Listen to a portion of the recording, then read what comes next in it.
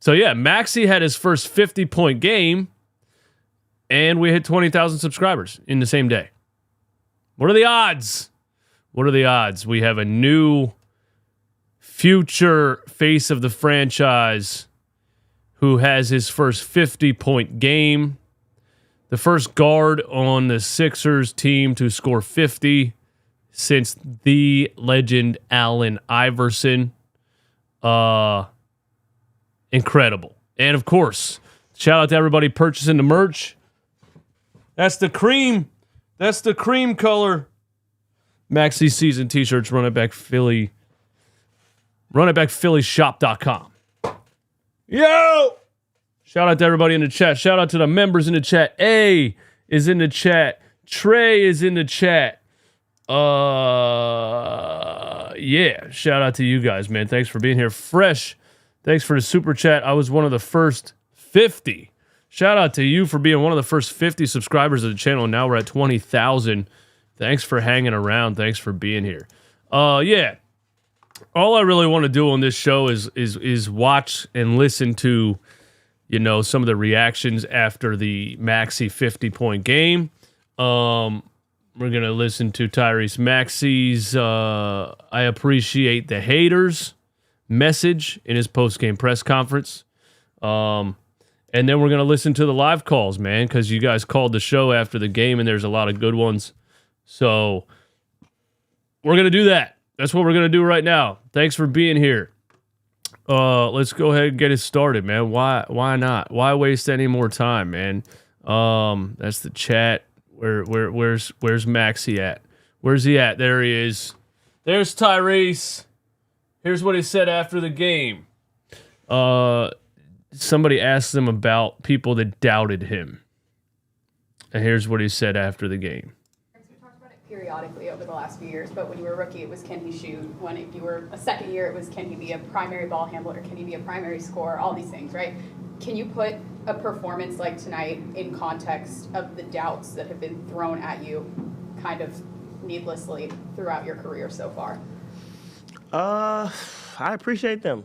You know, I appreciate it. I mean, I think I was always a decent shooter in high school and stuff. You know, I missed some shots at UK. Cal's going to call me about that. But, you know, it doesn't bother me. You know, it doesn't bother me. It helps me, though. It helps me, though. Having those people doubt me or whatever, you know, it keeps me humble, keeps me able to go into the gym every single offseason, every single day, and work on my game, work on my craft, and try to be the best possible version of myself. Yeah! I appreciate them. It helps me, keeps me humble. And, you know, that's the thing about somebody with that kind of mindset compared to some others. When people say, hey, you can't, you know, you were 29% three-point shooter, bro. You're not good enough to go top 10 in the draft. You're not a good enough shooter. He didn't sit back and say, oh, y'all just hate, bro. He didn't have this team around him that kept lying to him and saying, you're a great shooter. Or you don't need to be you know what? You don't need to be a better shooter. They're just haters. And then you know, go into the offseason and not work on that because you can't look in the mirror, because you can't take the criticism and actually apply it. You know? Remember that guy that we were like, hey, listen, you need to shoot the ball. Nah, they're just haters. Maxey said, you know what? They're right. I shot 29% in college. I'm going to go into the gym and I'm going to put in work every single day and I'm going to be a better shooter. And that's exactly what he did. And, you know, you could apply it to the other guy. Hey, you need to stop drinking alcohol until 5 a.m. if you want to still be a good basketball player when you're 33, 34 years old. Nah, they're just haters. I'm gonna go party and eat cheeseburgers with Bun B all off season. Maxey just has the perfect mindset for progression as a professional athlete. It really, really reminds me of Jalen Hurts' mindset. Just like, I'm not gonna cry about the criticism. I'm not gonna clap back at the criticism. I'm gonna go put in the work, and I'm going to show them that I can improve things. and then becoming a better ball handler. This offseason, it was, hey, your defense isn't good enough, and we need you to be more of a facilitator. And he has multiple 10 assist, no turnover games. The only player in the NBA with more than one of those. The other one's Chris Paul.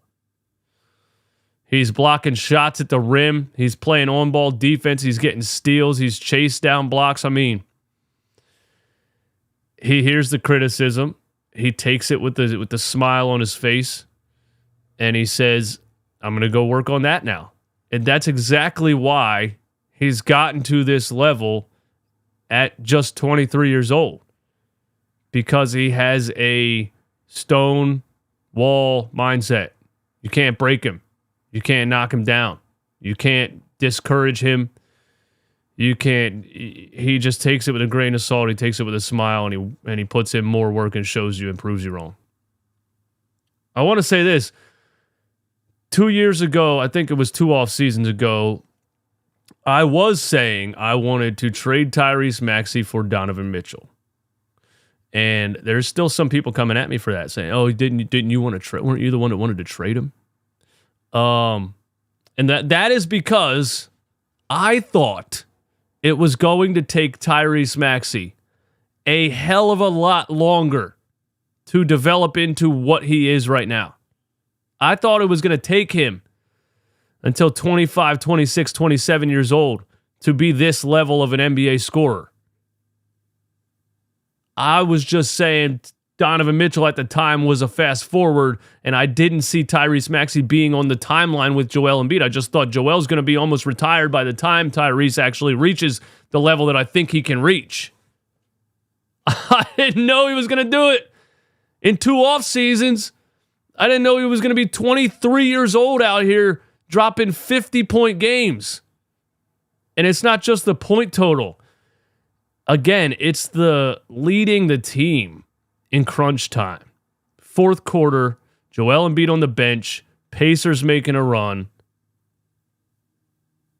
He's not taking a back seat. He's not waiting for somebody else to do something. He's controlling the entire offense. And I'm blown away. I thought it would take him a lot longer to get to that level. And shout out to Tyrese for proving me wrong on that front. What else we got here, man? How many people we got in here, man? 289. Give me 289 likes. Let's keep going. Here's what Joel Embiid said about Tyrese Maxey. To build on the synergy that you have. I mean, if I gotta be honest, you probably would have taken this leap a year ago, 2 years ago, because I've been telling him to, walk out with you for a long time. But I'm happy. Wait, what did he say? To build on the synergy Is this a little shot? Is this another little shot at James from Joel? that you have.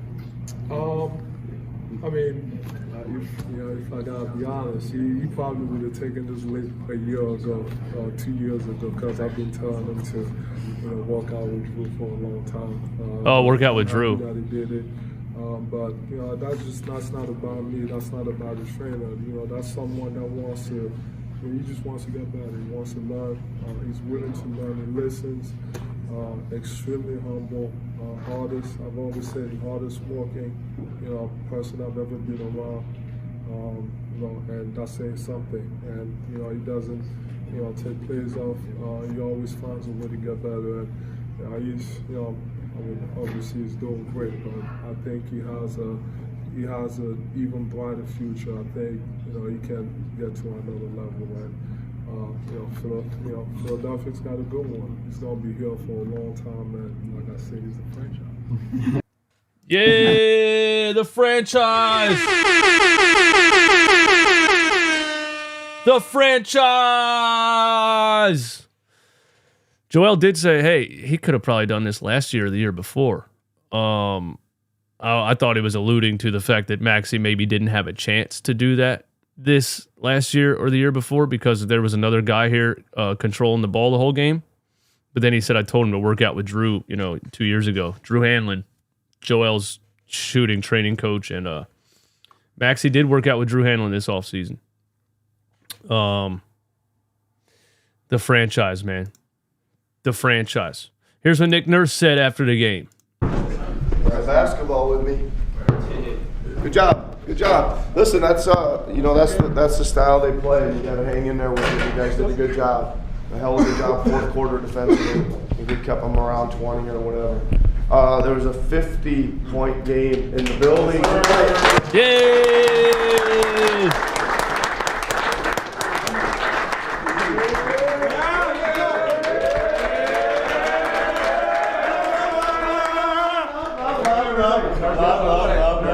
Rico's filming. Let's KO. Give KO a shout out. We'll send him a text. They're sending a photo to Kelly Oubre after the game. Rico's filming. Let's KO. Give KO a shout out. We'll send him a text.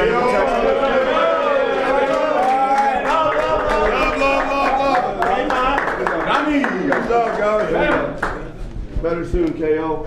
Sixers! 1, 2, 3, Sixers! The vibes in this locker room are immaculate right now.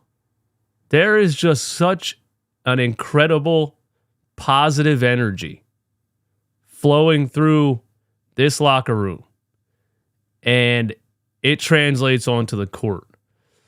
It all starts with, when Joel Embiid said nobody on this team has an ego. It all starts with players enjoying each other, enjoying being around each other as people, as human beings. And it just transfers onto the court. There's no negative energy around this team. And when they get on the court, you can see it. They're all working together and working hard together because they like being together. You know what I'm saying? And it's just incredible right now. And I mean, I keep saying there's going to be highs and lows. There's going to be... I don't know. What if the Sixers do something historic this season? What if they do something historic?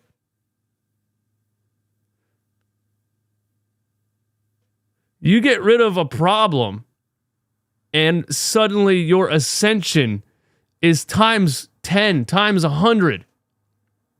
You know what I'm saying? Sometimes life works that way. Sometimes you feel like you're in a rut. You feel like nothing's going good for you. All it takes is a little change of direction. I think people need to understand that sometimes, man. I've definitely been in a lot of situations where I felt like there was nothing going on and everything's going bad. And sometimes you just change like one little thing. And it just, I don't know, man. The energy's just different. The Sixers changed one little thing. One thing they changed. They changed a couple things. The coach and that other guy. I'm loving the vibes, man. I'm loving the vibes. Couple more things, then we're going to listen to the calls, all right? Yeah. Why not us? Joel Embiid tweeted the franchise and tagged Tyrese Maxey after the game. This is the best two-man game in basketball right now. This is incredible. And the Sixers now have the best record in basketball with the Denver Nuggets losing last night. Nobody saw this coming, guys.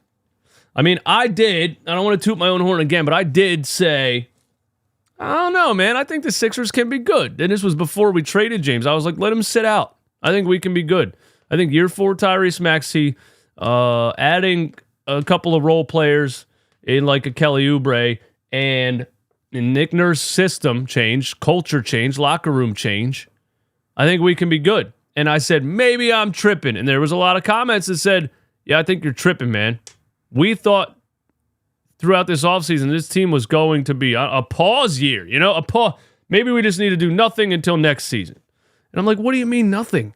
We still have Tyrese Maxey, Joel Embiid, and a brand new head coach who happens to be a championship winning coach. What do you mean pause year? I think they can be good. I didn't think they were going to start the season one possession away from 9-0. And I keep waiting for the dud game. I keep waiting for the game where they, get ran out of the building in the third quarter or something. It just doesn't even seem like it's possible at this point. It's going to happen. We're going to have some games where we can't make a shot. It just hasn't happened yet. How could you not continue to love it? I mean, what in the world? Cameo W, thank you for the super chat. What's good, DJ? What's your thoughts about a Maxey MVP season? Maybe not this season, but in the near future. It's a regular season award.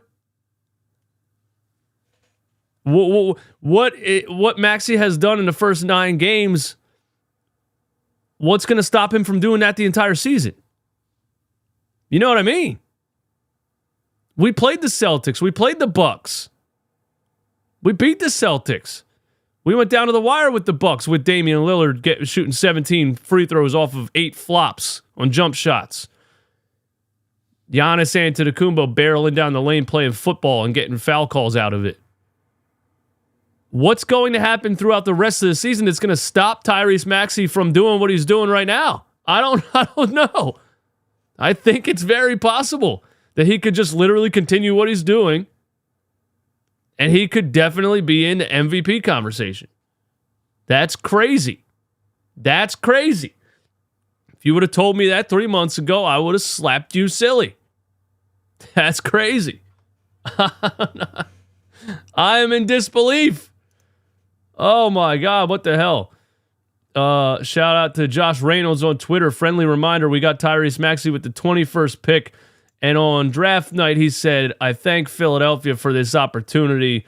I promise you it won't be a regret. And I saw another tweet earlier today that was somebody in 2020 that tweeted and said, I would love for Tyrese Maxey to fall to us at 21, but there's probably no way he's going outside of the top 10. Mike Muscala hits a shot in a meaningless bubble game that moves the Sixers pick from the Thunder up to 21, and we end up with Tyrese Maxey.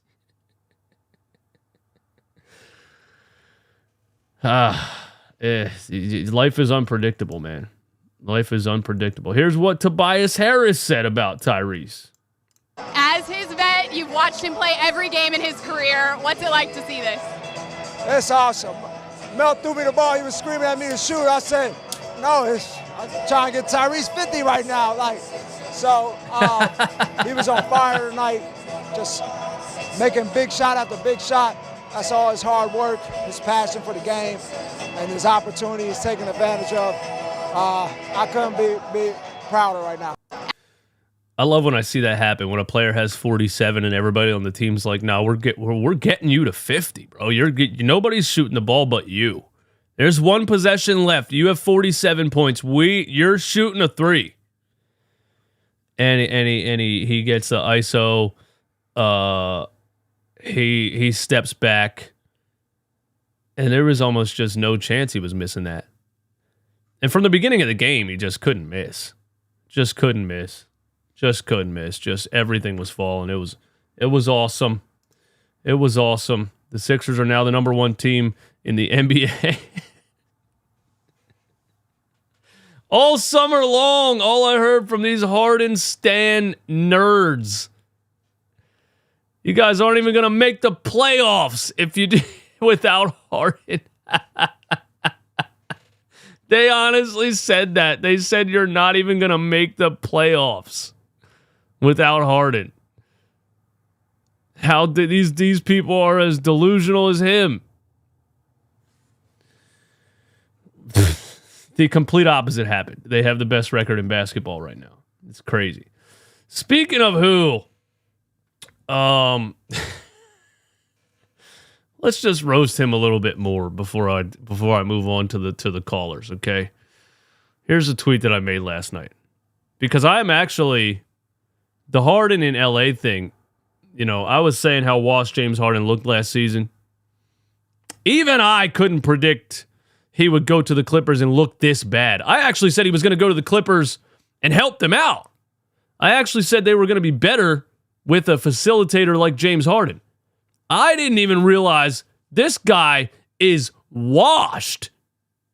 completely washed. Somebody turned the dryer on. He is washed. The cycle is done. The washer is beeping. He's cooked. And just 2 days ago, he said he needs 10 games to get into basketball shape. That's what he said. He said I didn't have a training camp. I didn't have a training camp, that like he's making excuses again. You didn't have a training camp? You had all off season. Yeah, you were on a tour talking about Daryl Morey instead of working out, you dumbass. This guy sucks more than last year because he spent the off season doing nothing but eating cheeseburgers, tongue-punching stripper booty, and crying about Daryl Morey. Tongue-punching stripper booty! Oh, God. I don't know why I tweeted that. I thought it just popped in my head and I started laughing, so I put it on Twitter. James Harden didn't do a damn thing this offseason, and it shows. And here, look, if you haven't seen this, look at this. This is last night. He shoots an air ball, gets his own rebound, and then gets absolutely annihilated on an attempted floater. And he's so slow right now, it's embarrassing. And I don't know what the Clippers are going to do to fix this. Oh, wipe the shoes off. May blame it on the shoes. Oh, the step back air ball. Watch the floater.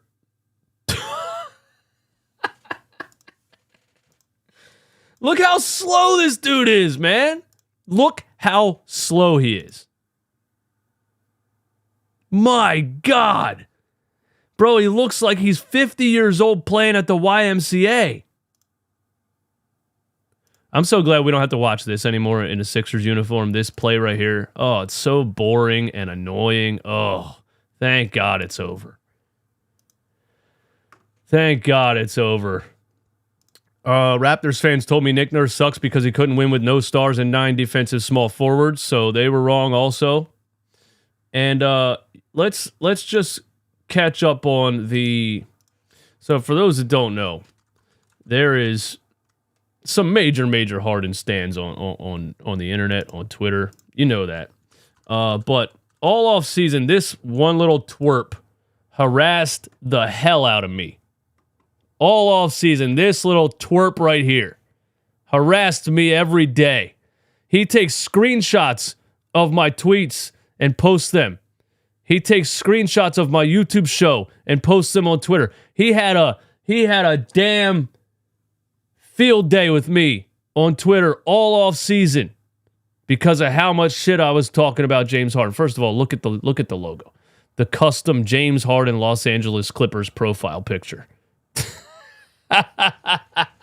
That's right, you little shit. I'm going to troll you until the end of time. And you're probably 9 years old, but I don't care. Let's check this boy out here. Here's what he said, man. Here's his excuse for James Harden's play right now. I really hope Harden leaves that shitty team ASAP. I'm done supporting him otherwise. James Harden's biggest supporter is on Twitter doing what? Doing exactly what James Harden does. Blaming other people. It's the team's fault. It's Kawhi Leonard's fault. No offense to the Clippers, but Kawhi is getting old and needs the ball in his hands. PG, same thing. Lou is also a terrible... Where's the... He won't even mention how fucking washed James Harden is. Kawhi is old. Paul George is old. Not Harden. Couldn't be Harden, right? And I just think it's funny. And I replied and I said, because I hope Harden leaves that shitty team ASAP. And I said, Harden stands want Harden to play for no teams? If it's every team's fault. And he left. It was Houston's fault. He left Houston. It was Brooklyn's fault. He left Brooklyn. It was Philly's fault. He left Philly. Now it's the Clippers' fault. You want him to leave? Where do you want him to play? Where do you want him to play? Yes. If everything around you is constantly a mess, you're the problem.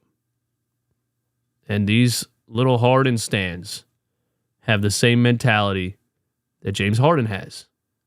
Everything is everyone else's fault. Anyway, let's get to the callers, and then I'm out of here, man. Oh, yeah. Here we go.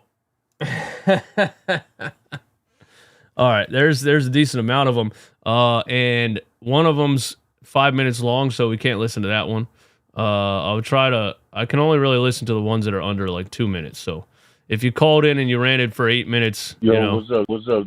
We can't do that. I can't be here all day. I feel bad. Thank you for calling the show, but when you call the show after a game, try to keep it around a minute. You know what I mean? Here's John Ferguson.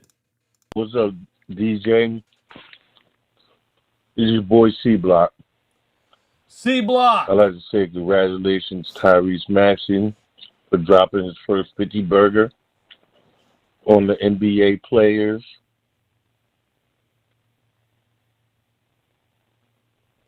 All right, C Block. Thanks for calling, man. I don't know. You're taking too long. Here we go. What's the next one? I need some energy. Running back Philly, you the man with the basketball plan, and Tyrese Maxey is the co-man with Joel, All-Star, MVP, Embiid, with the league on notice. LA sinking, Boston stinking. Well, Boston's not everybody stinking. else leaking oil. But the Sixers, even without our boy Kelly Oubre, much prayers and sincerity going up for you, brother, to get healed and get back in the mix. Man, Philly's looking good. Yes, sir. Thanks for the call. I need some energy. Let's go. What up, running back? Man, the vibes in the city is high. Like, I do security for all the sports teams. Hey! So I'll be working the Eagles and the Sixers and the Phillies, but we ain't going to talk about the Phillies. It's crazy to witness all this. Like, just to witness Maxey drop 50 points in person is crazy. Like, that speed that kid has, and me and him the same age, but I'm going to still call him the kid. But the speed he has, like, to just blow past a defender or just step back is nasty. I don't think you can really guard him. So shout out to James Harden for teaching the step back. But Maxey is making Harden look really bad right now. Like, it's crazy. And let's talk about Maxey's defense. I know everybody going to go off on his 50 points and his improvement on the playmaking. But Dog is like, he's really stepping up on defense. He's not a sleeper on defense. Like, he can stay with his man. He's getting steals. He's getting blocks.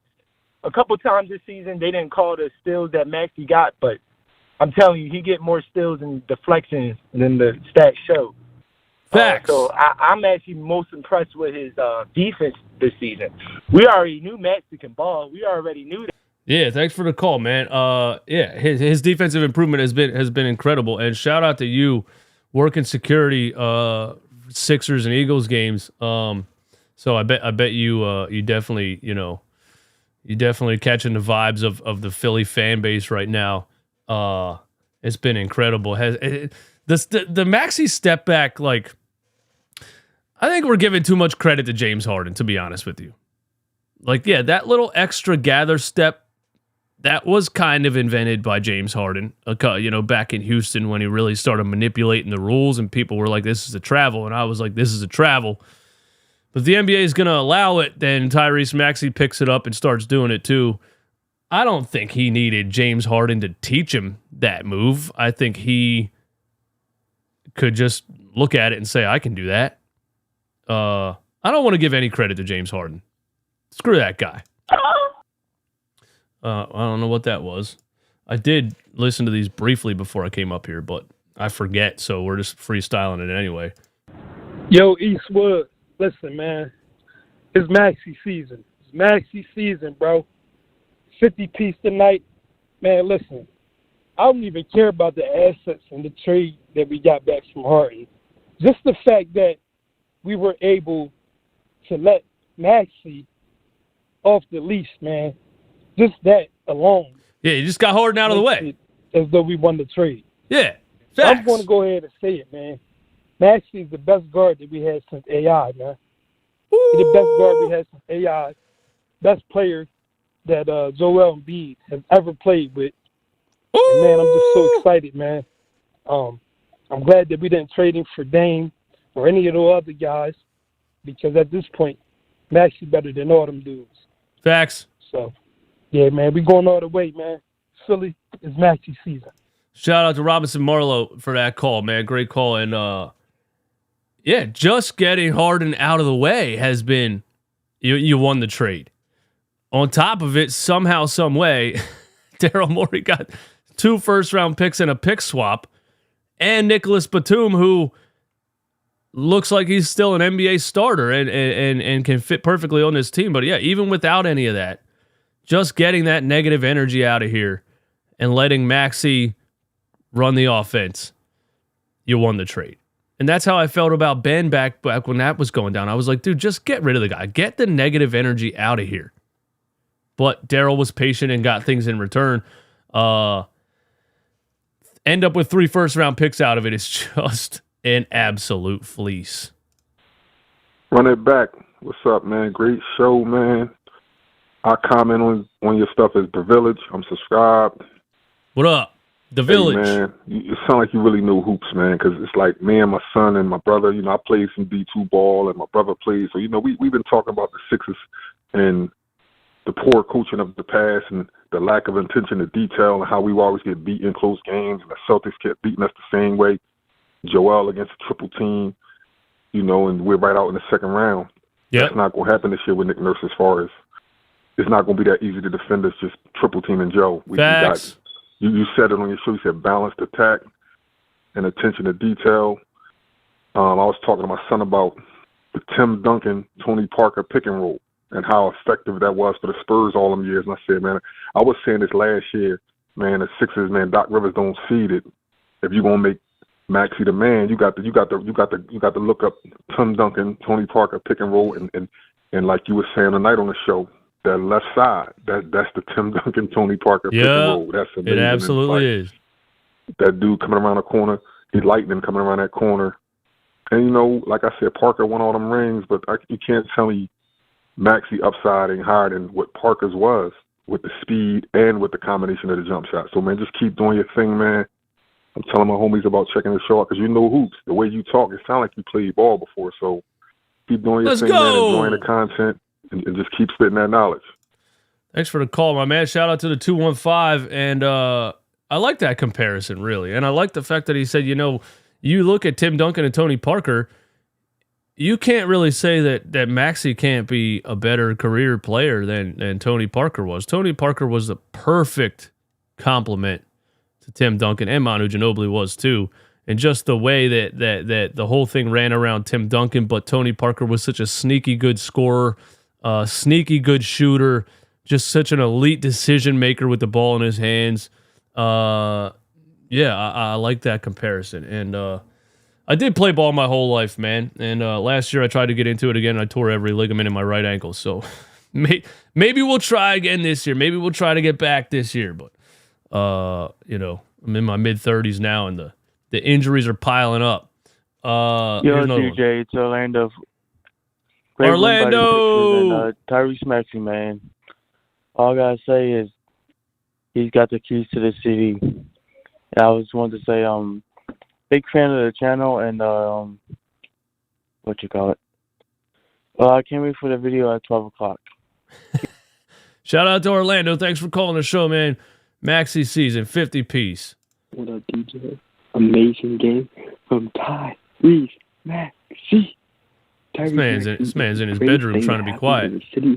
I can't hear you, bro. I can't hear you. I need some energy. Here we go. That fucking eye roll, though. I don't know what that was. Here we go. Back to Philadelphia. Because if you look at it, the Clippers. Hold on. What's up, big guy? Hey, this is Norm. Got a question for you. You think the Sixers hired Nick Nurse to get Kawhi Leonard back to Philadelphia? Because if you look at it, the Clippers is playing real bad, and you could probably get another trade with the Clippers maybe a first round pick for Kawhi if they are going to leave, if he's going to leave the Clippers anyway by the end of the year. What's your thoughts on that? Kawhi Leonard. My initial thoughts are I don't even want the Sixers to be star hunting. I don't even want the Sixers to go for this super team. I don't want the Sixers to go for this but if we add a star like Kawhi Leonard, that takes us even to the next level. And Kawhi, when healthy, obviously is an amazing player on both ends of the floor. But I'm consistently looking at this in this new age of team basketball. And if you're looking at anybody in the past couple of years, it's the Denver Nuggets. And it's not a super team. It's a perfectly constructed roster. And with that, I really don't have any interest in Kawhi Leonard. Plus, all it'll take is a couple of weeks and he'll have another, floating cartilage in his left knee or something and he'll be out. Nah. Keep it going. Keep this momentum rolling. And I don't know. Do Nick Nurse and Kawhi Leonard even really have that good of a relationship? He only played there 1 year and then he left to L.A.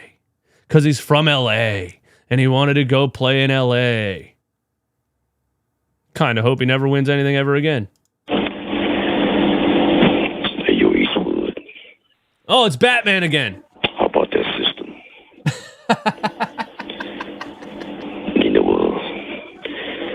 The last time I called you on this hotline, this system hadn't won a game yet. Fast forward, here I am again calling you on this hotline, and the system still hasn't won a game yet. Oh my goodness. Hey, yo, this system is an absolute joke. It is hilarious watching that crusty bearded scrub crumble another team. I am so glad that he is off this team, because not only did he take that 6'5", 38-year-old, that little stubby, half foot out the door, half retired Ninja Turtle off this team along with him, but he gave the reins. He finally gave the reins to Tyrese Maxey, a real point guard, somebody that's actually going to be legendary in the future. He did us a favor by breaking up with his longtime boyfriend, Daryl Morey. He did us a favor because it allowed Daryl Morey to finally make a rational decision and not an emotional decision on basketball and make the right move for the team instead of what's right for his heart. Facts. And it is so refreshing to see real basketball back on this team. Yes. Maxey dropping 50 bombs. Because everybody in the media was talking about, Halliburton was the star of this game right here. Everybody was talking about, what's Halliburton going to do? They wanted to put the spotlight on Halliburton because of the 40 bomb he dropped last week. But Maxey intercepted that spotlight, took his ball, and showed him what a real bomb looks like, and dropped a 50 bomb with his head. Halliburton ain't know what to do. And it was amazing. And it was amazing watching the game before then, watching that fake 75 of all-time player get another L. But let me stop it right there because I can rant about that fool for hours. Yo, once you get past the Bane voice, he really does make good points. And he keeps calling James Harden a crusty bearded scrub. So I love when you call the show. I still cannot figure out if there's just no way that's your real voice. But he also called PJ Tucker a 1 foot out the door, half retired Ninja Turtle. So to rock with God, man, if we could get Mikal Bridges on this team. I know, wouldn't that be nice? We had him on the team. We traded him for peanut allergy, man. All right, a couple more. Holy shit! Wait, there's way too many. There's way too many. Damn. How much time we got? All right, we got 15 minutes to get through these last ones. Here we go. Kiwan from Detroit. Maxey dropped 50. I think he's a superstar. I actually was calling him. I was saying he was a superstar maybe a couple years ago, but I knew they was holding him back. But now he been fully unleashed. I want him to keep shooting like this. He giving me them Iverson vibes, but he, you know what I'm saying? I don't know. But he ain't got the ankle breaker. But anyway, but he averaging the block. I'm like, hey, is Maxey starting to move himself into the MVP conversation? I know it sounds crazy, but if he keep this up, you got to put him and Joel Embiid into the MVP conversation. Like, look at they got Luka Doncic. Luka inside there. Compare his stats to Luka's, and then tell me what you think. Yeah, I mean, it's the second caller that said that, and I just what Maxey's done in 9 games, I don't see what's gonna stop him from continuing to do that the whole season. I expect a 26 point per game average, and he's leading the team in fourth quarters in crunch time. The Pacers are a good team, and he put up a 50 piece on them.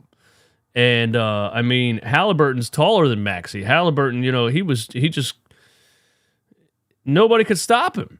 And I don't see how anybody's going to slow it down. So, yeah, I think he could definitely be in the MVP conversation. Let's go! We got 50-piece Reese putting the league on notice. 50-piece Reese. Miles dropping 33.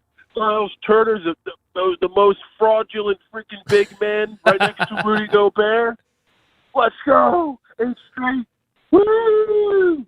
We'll say we definitely missed Kelly Oubre off the bench. The bench production was a little shaky. Yeah, it was. So maybe it's time for Daryl Morey to pick up the phone and make that move and get a third guy sooner rather than later. But, man, this team looks actually engaged in the fourth quarter. Last year, we were watching Harden dribble till there's 4 seconds on the shot clock and then shoot the ball with a step-back 3, a hand in his face. Joel trying to play a little bit of hero ball. This team, we look like we actually want to be on the floor in the fourth. It's freaking awesome. Love watching this team this year. Great coach. And yeah, man, let's get that game in Boston this week. Let's get another win. Woo! Let's go Sixers. Great call, man. And yeah, let's beat Boston again, dude. Let's beat Boston again.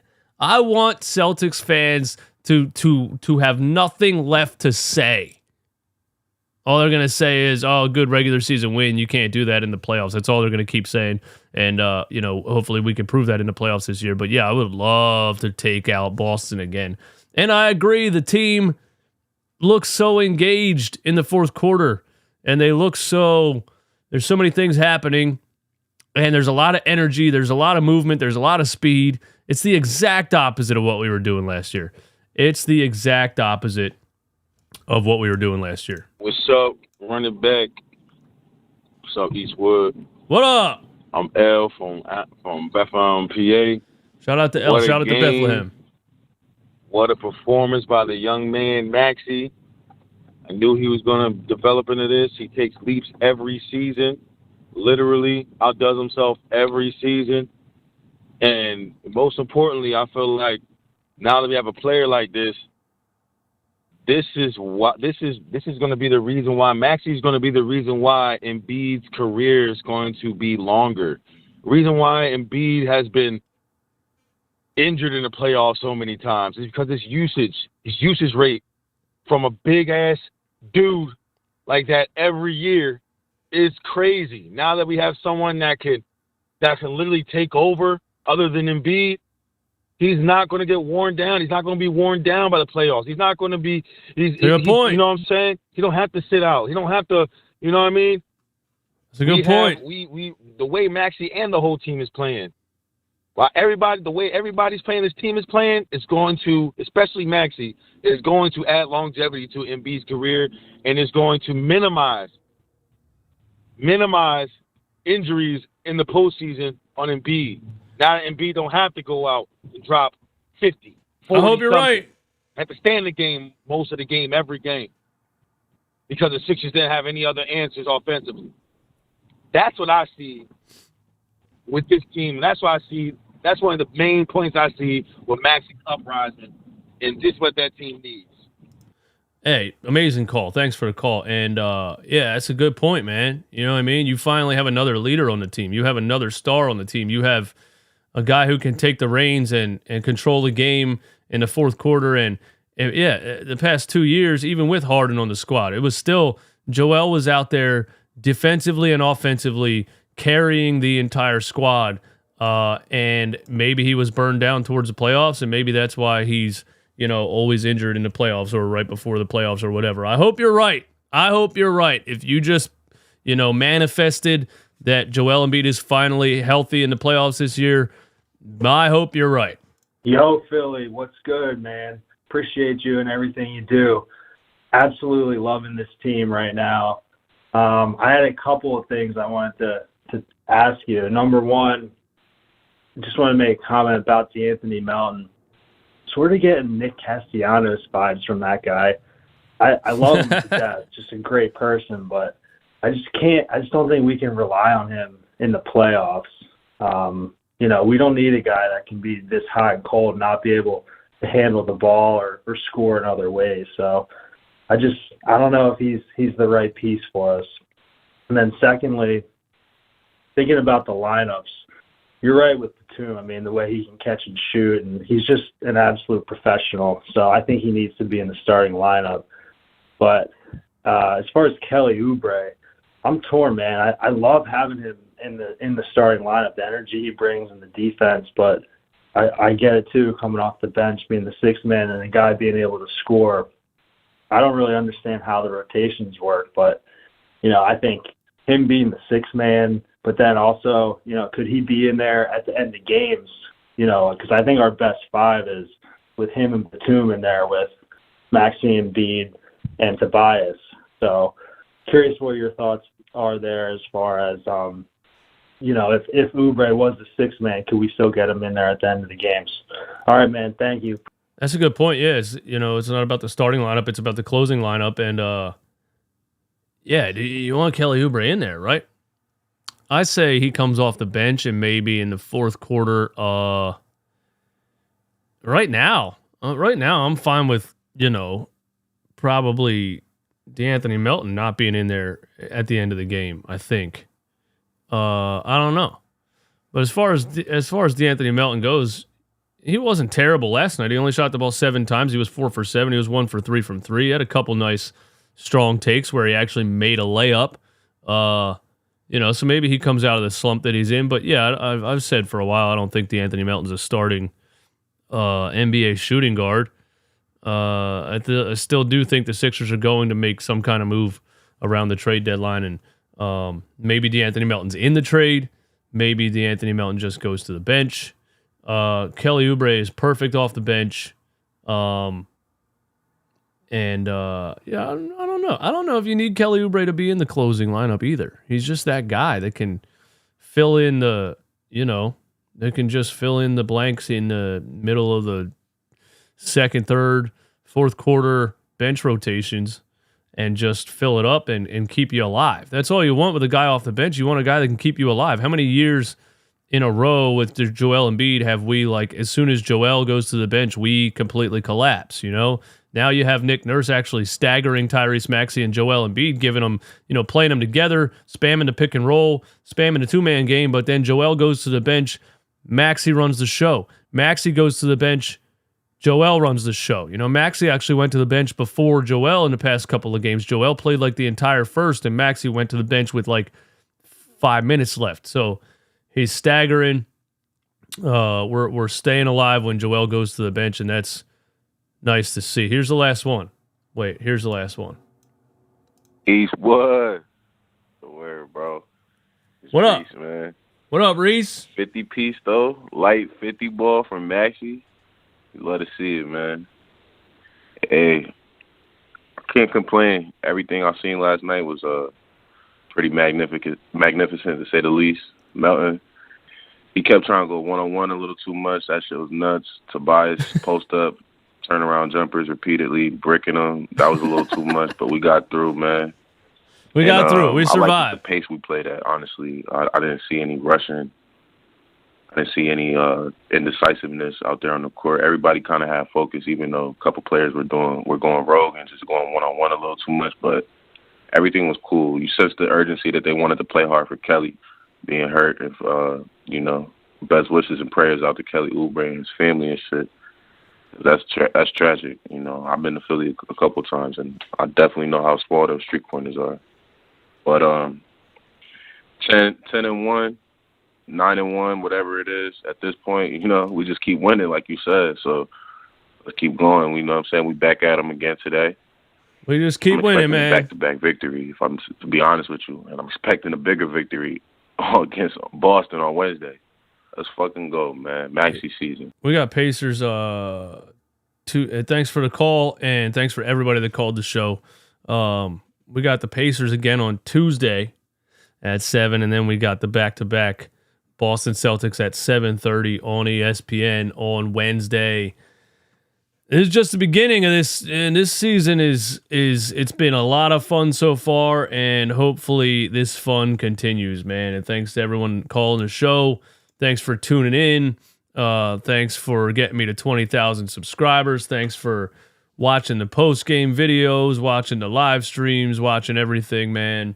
It's all about the vibes right now, man. It's all about the vibes, and I still think it's funny that people used to say to me, you just have to be negative. You milk views, you scream and yell and get all pissed off to get views because people think it's funny or whatever else. And, if the Sixers start winning, you're going to have no content because your whole channel is about yelling about the team. And I'm like, look at the views right now, bro.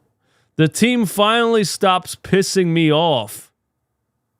The team finally stops frustrating all of us. The team finally has some very good, nice energy around it, and we're winning games. And y'all thought the channel was going to tank when that happened? Why in the world would that happen?